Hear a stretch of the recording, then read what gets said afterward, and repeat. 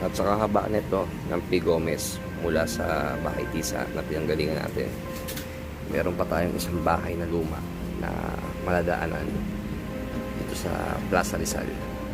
Isa rin to sa mga sinuunang bahay dito sa Pasig noong panahon ng mga Kastila. So tara, tignan natin.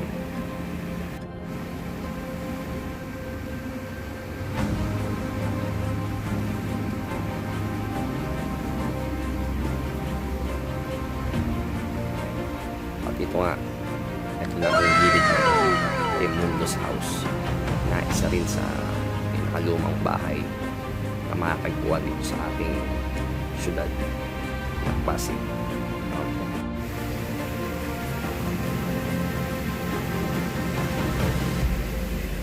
At ngayon nga ay nasa harapan tayo ng Raimundo's house. So kung nakikita nyo sa taas yung mga bintana nila, no? So yan ay design gawa sa kapis. Yung mga ganyang bintana gaya sa bahay na Tisa. Yan ang mga sinuunang bintana ng araw na madalas nagagamit sa mga Philippine horror movie, lalo pag may mga kinalaman sa aswang, no? So ang nagmamay-ari ng bahay na yan, no, ang pagkakaalam ko ay si Julio Raimundo, no? I think siya yung unang mayor ng Pasig City. Noon, kakaalala ko, nasa City Hall pa ako nagkatrabaho.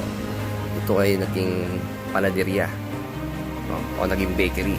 Sino unang panaderia sa Pasig? Kasabayan ng Dimasalang, siguro.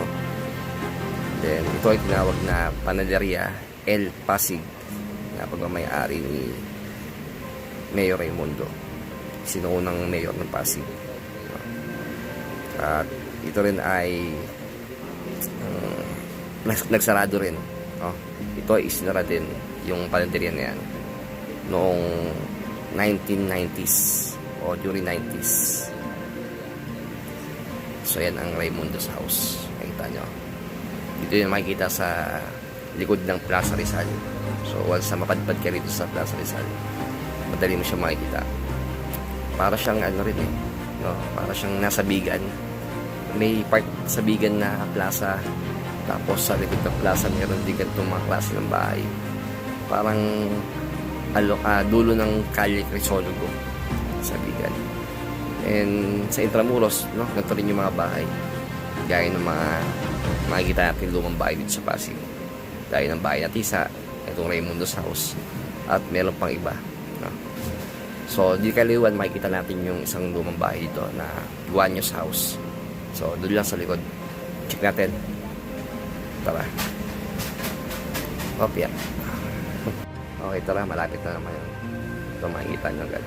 So, sa next video, abangan nyo ang Guanyo's house na makikita rin dito sa Barangay San Jose. Malapit sa Plaza Rizal.